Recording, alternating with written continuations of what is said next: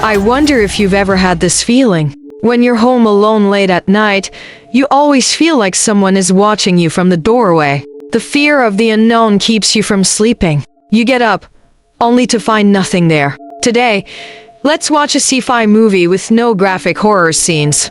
The protagonist, Cuihua, lives in such an environment. She always feels that her home is filled with an eerie presence, a feeling she can't quite describe. She always thinks there's someone in the house, but she can't see them. After checking everywhere, she finds nothing unusual. Suddenly, Cuihua hears the sound of a door opening behind her.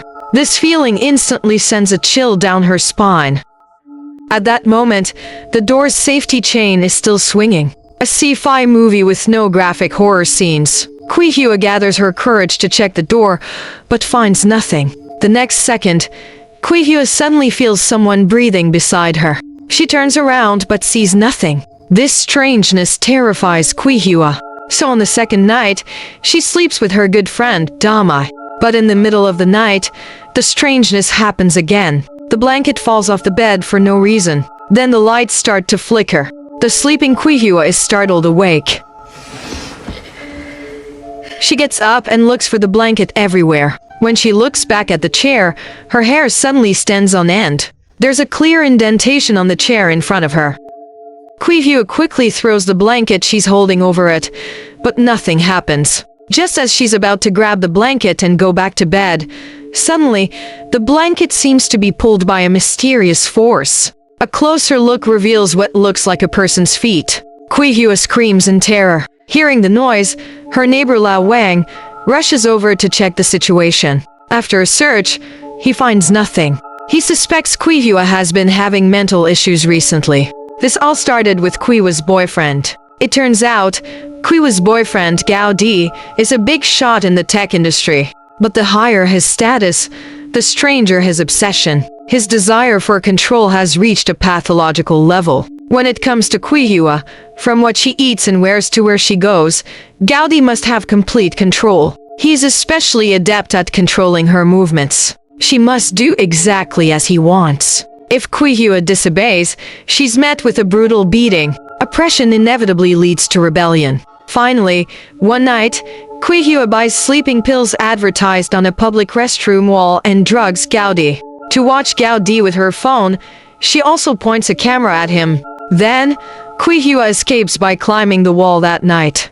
She jumps over the wall before her boyfriend wakes up. Luckily, her best friend is already waiting for her outside. With a well-laid plan, she finally escapes her boyfriend's clutches. But the long-term mental oppression has left Cuihua with deep-seated fear. Any sudden movement puts Cuihua on high alert. Even picking up a letter in the morning, she can be startled by a passerby. This went on for a short while. One day, her best friend suddenly finds Cuihua and tells her some news. The man from her nightmares had committed suicide. When Cuihua first hears this news, she obviously doesn't believe it. But the newspaper article seems to prove it's true. The paper clearly reports her boyfriend's suicide. After getting confirmation, Cuihua finally lets out a sigh of relief. She can finally be at peace. However, something even more unexpected is yet to come. One day, Cuihua receives a letter. The letter is actually an inheritance document. Her terrifying boyfriend had left an inheritance of over $5 million entirely to Cuihua, and it was notarized by her brother, who is a lawyer. Vaguely, Cuihua feels this is too strange, because she doesn't really believe that psychotic boyfriend would actually choose to commit suicide. But her own brother handled the matter, so she can't pinpoint what's wrong. Moreover, Gao Di's ashes are currently in the office. Although things have come to this, the long-term mental torture makes it impossible for Cuihua to live a normal life. At night, this pain becomes especially sharp. It's simply unbearable. Cuihua at the door sees Cuihua like this and, unable to bear it, wants to comfort her. But she gets slapped across the face by thin air. This sudden incident leaves Cuihua stunned. But Cuihua thinks Cuihua did it. Hearing the noise, Lao Wang also can't stand Cuihua's nerves anymore. Her usual mutterings and wailing were bad enough, but now she started hitting people. This state drives Cuihua to hysteria, nearly to madness. How can she ever escape that madman's torment? Suddenly, Cuihua thinks of a possibility. If he isn't dead, then his phone might still be reachable. As it turns out, the next second, a phone starts ringing from the attic. Could that damn lunatic have been hiding in the attic all this time? Cuihua climbs into the attic to search, but she only finds a phone. The photos on the phone are of her sleeping. Suddenly, a message appears. The content is, surprise? Unexpected? This proves it. Gao Di, that madman, didn't commit suicide. It turns out he's been by Cuihua's side all along. Looking at the narrow attic opening, Cuihua suddenly feels something is wrong. She sprays a can of paint directly at it. And then, an invisible person suddenly appears. Cuihua screams and stumbles back in fear. When she looks at the stairs again, the person is gone. However, following the dripping paint marks, Cuihua follows them to the kitchen. For self-defense, Cuihua tremblingly picks up a knife for protection. But the next second, she is grabbed by the neck and lifted up. The sudden attack makes Cuihua forget about the knife. Then Cuihua is thrown against the wall and dragged across the floor. She can't see where the invisible man is. Cuihua just thrashes around blindly. Finally, seizing an opportunity, she hits him with a plate and quickly escapes. Having escaped, Cuihua must find a place to hide. As the saying goes, the safest place is where the enemy least expects it. So Cuihua goes directly to Gaudi's house.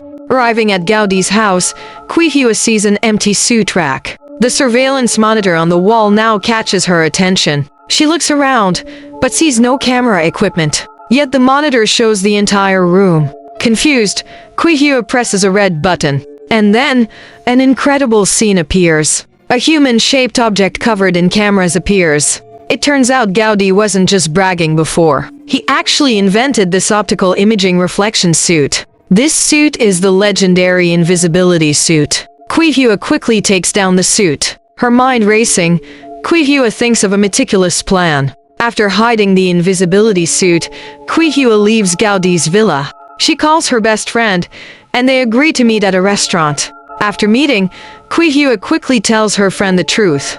Before her friend can recover from the shock, the next second, a dinner knife flies up on its own and slits her friend's throat. And the knife lands perfectly in Cuihua's hand. When the other diners in the restaurant see this, they scream in terror.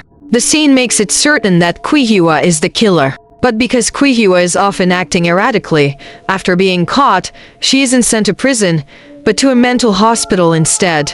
Cuihua's brother rushes over after hearing the news. In a conversation with her brother, Cuihua finally learns the truth of the whole matter. It turns out Gaudi faked his suicide so he could use the invisibility suit to do whatever he wanted in the world.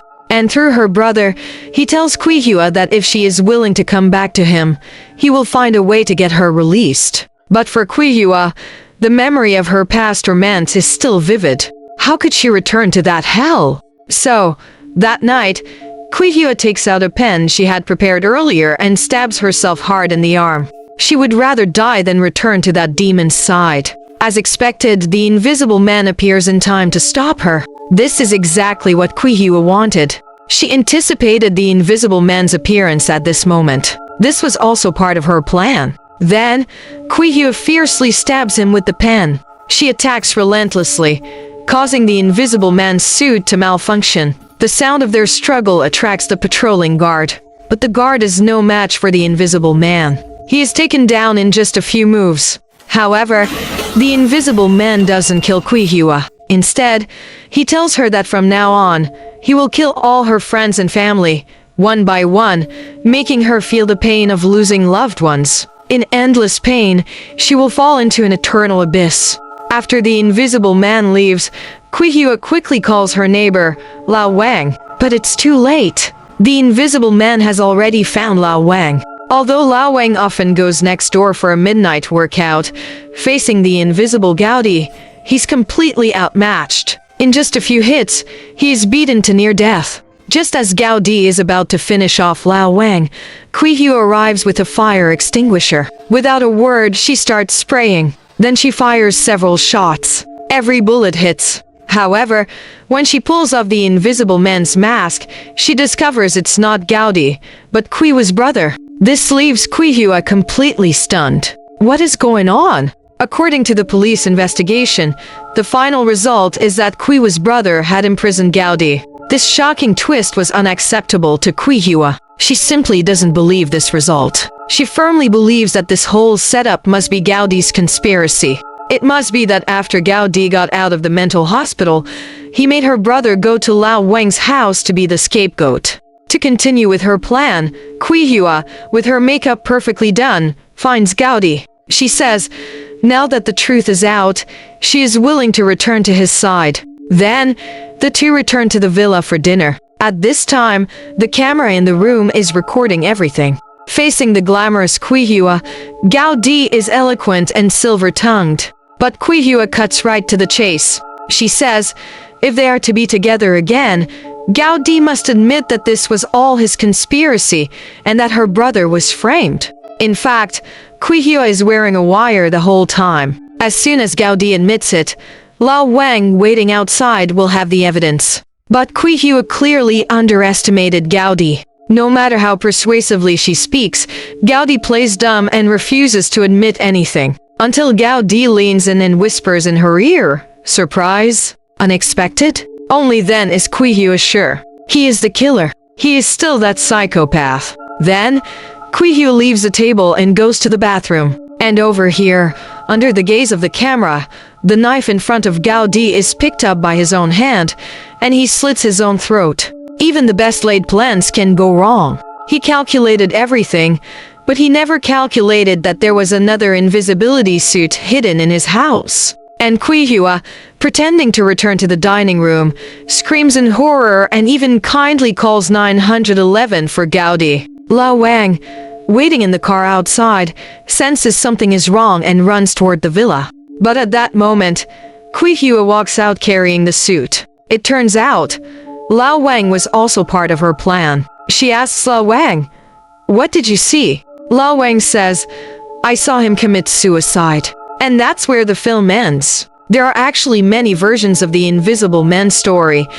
but this version of the Invisible Man is nearly perfect. The film has no overly terrifying scenes, but it's filled with a sense of dread. At the same time, the actress's portrayal of fear, sadness, and other emotions is spot on. A phenomenal performance. Well then, that's all for today's recap. If you liked it, please like and follow me. Your support is my greatest encouragement.